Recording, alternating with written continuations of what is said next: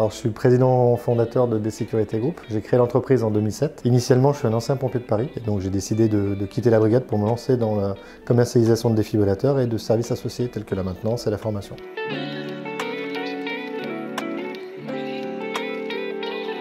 C'est un appareil qui est là pour réanimer une personne en arrêt cardiaque. Votre cœur bat tous les jours normalement plus ou moins vite en fonction des besoins. L'arrêt cardiaque survient sur 4 causes différentes d'arrêt cardiaque. À ce moment-là, le cœur s'arrête de battre mais il n'est pas totalement arrêté. Il y a le myocarde qui est un muscle qui essaye de se contracter mais il n'y arrive pas, donc en fait il fibrille, donc il tremble.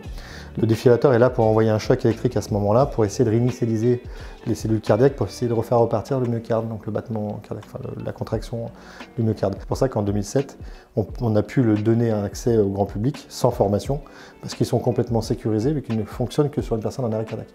Quand vous mettez l'appareil avec les électrodes, il va venir détecter si justement la fibrillation est là. C'est l'appareil qui va décider d'envoyer un choc. C'est pas vous qui décidez, même si vous appuyez sur le bouton, ça ne marche pas.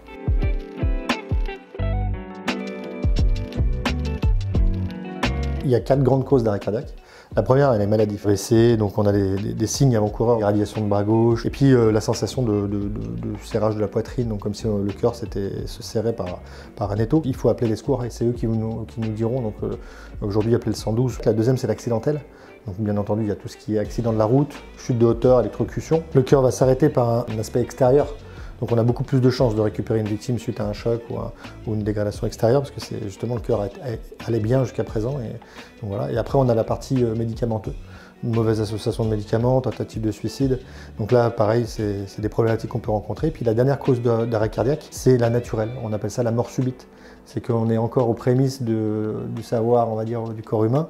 Et on va mettre dans cette catégorie un peu les joueurs de foot ou les sportifs de haut niveau qui s'effondrent alors qu'ils n'avaient aucun antécédent médical parce qu'on ne sait toujours pas en fait pourquoi des fois le cœur s'arrête à n'importe quel âge. C'est quand même 60 000 arrêts cardiaques par an en France. Et on sauvait à l'époque, en 2007, quand on a lancé nous l'activité, on n'était qu'au début, 1 à 2% des gens, et aujourd'hui on arrive à des taux de survie beaucoup plus importants et on sauve énormément de vies par an maintenant par rapport, on voit bien la progression. Cette année on a sauvé 30 personnes, voilà, rien que notre société.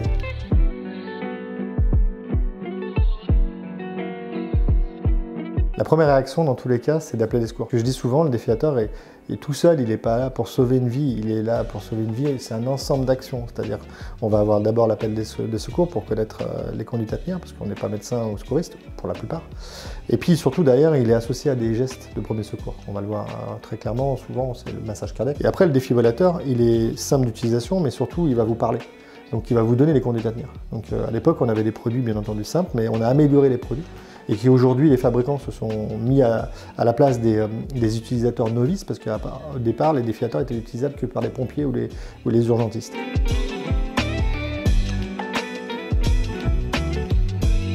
Tout le monde peut utiliser un défibrillateur, parce que jusqu'à présent, c'était réservé qu'à des personnels formés. Et depuis le 4 mai 2007, vous avez l'autorisation d'utiliser le défibrillateur sur une personne en arrêt cardiaque, parce qu'ils sont complètement sécurisés.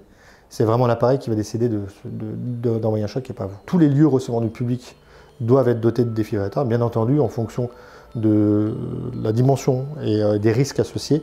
Les établissements ont eu des délais d'application un peu plus ou moins longs. Voilà. Les entreprises aujourd'hui peuvent le faire on va dire sur leur seule bonne volonté, sauf les entreprises qui ont plus de 20 salariés.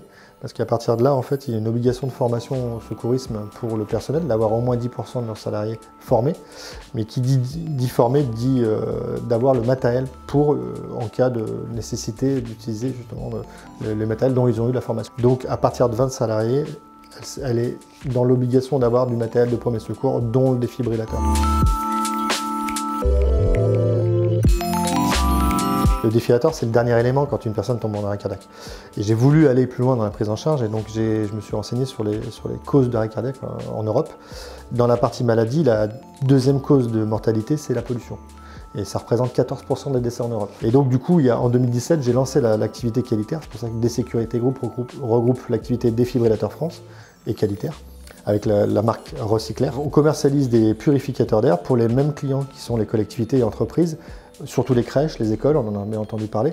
Monsieur Vauquier a incité justement les collèges à se doter et les a aidés financièrement à se doter. Donc on fait partie des sociétés justement référencées pour doter les écoles et les universités et collèges de purificateurs d'air parce qu'aujourd'hui c'est une nécessité d'aller en amont faire de la prévention dans la qualité de vie au travail. Voilà.